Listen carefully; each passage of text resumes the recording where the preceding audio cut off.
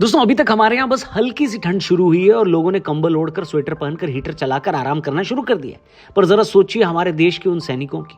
उसी वक्त -15, -20 यहाँ तक कि -30 डिग्री की बर्फीली ठंड में भी सीना तान कर सीमा पर खड़े रहते हैं। वहां ना आराम मिलता है, न सही खाना और न परिवार। बस रिस्पॉन्सिबिलिटी होती है और देश के प्रति सेवा और समर्पण का भाव। हम सेफली सो सकें, इस देश की धरती पर कोई दुश्मन नजर डालने की हिम्मत न करे, इसके लिए कोई दिन रात की परवाह किए बिना अपनी जान दांव पर लगा रहे हैं हमारे सोल्जर्स। और आज मैं ये बात इसलिए कर रहा हूं क्योंकि फरहान अख्तर की आने वाली फिल्म 120 बहादुर का ट्रेलर आ चुका है। यह फिल्म भारत मां के एक वीर बेटे, परमवीर चक्र से सम्मानित मेजर शैतान सिंह भाटी की जिंदगी और उनके इमॉर्टल सैक्रिफाइस पर बेस्ड है। ट्रेलर कैसा है उस पर हम बाद में बात करेंगे। पहले जान लेते हैं उस रियल लाइफ हीरो के बारे में जिनका इतिहास में स्वर्णिम अक्षरों में नाम लिखा गया है। मेजर शैतान सिंह भाटी राजस्थान के गौरवशाली राजपूत परिवार में पैदा हुए। बचपन में ही उनमें ब्रेवरी, लीडरशिप और पेट्रियोटिज्म की भावना साफ दिखाई देती थी। सेना में शामिल होने के बाद उन्होंने अपने बिहेवियर, डिसिप्लिन और अपने जवानों के प्रति जो समर्पण है, प्यार है, इज्जत है और अपने साथियों और अधिकारियों का उन्होंने इससे दिल जीता। वे सिर्फ एक कमांडर नहीं थे, वे अपने सैनिकों के प्रोटेक्टर थे, उनके मेंटोर थे।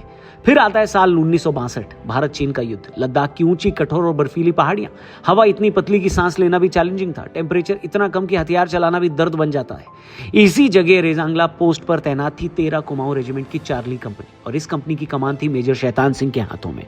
जब लगभग 3000 के करीब चीनी सैनिकों का अचानक हमला हुआ तब मेजर शैतान सिंह और उनके मात्र 120 जवानों के पास पीछे हटने का एक भी कारण नहीं था।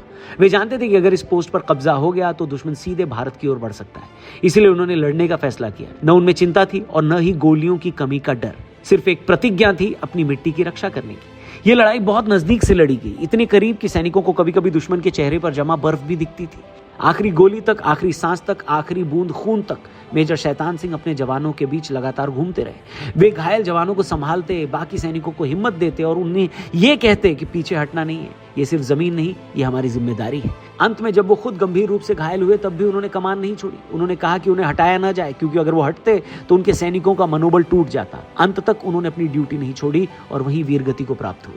उनकी इस एक्सेप्शनल करेज के लिए उन्हें मरणोपरांत देश के सर्वोच्च सैन्य सम्मान परमवीर चक्र से सम्मानित किया गया। इसी पर बेस्ड है 120 बहादुर।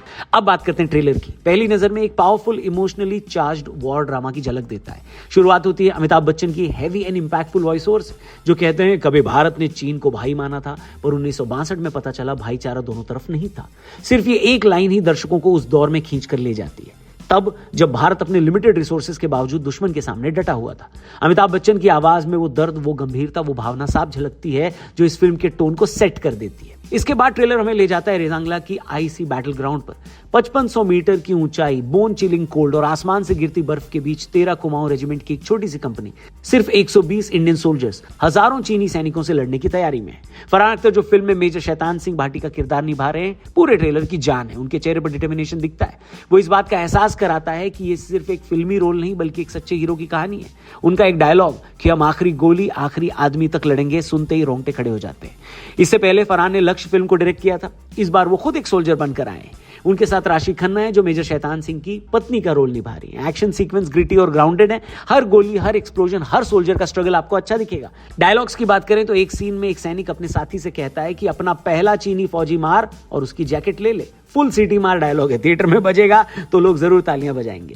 सोशल मीडिया पर रिएक्शंस भी जबरदस्त है। बड़े बड़े बॉलीवुड के स्टार्स ने भी इस ट्रेलर की तारीफ की है। फैंस कह रहे हैं कि ये India's next big war epic साबित हो सकती है। अंत में दोस्तों ट्रेलर एक लाइन के साथ खत्म होता है कि ये सिर्फ एक लड़ाई नहीं थी, ये हमारी हिम्मत की कहानी थी। और सच कहें तो ये पूरी फिल्म की आत्मा को बयां करती हुई लाइन है।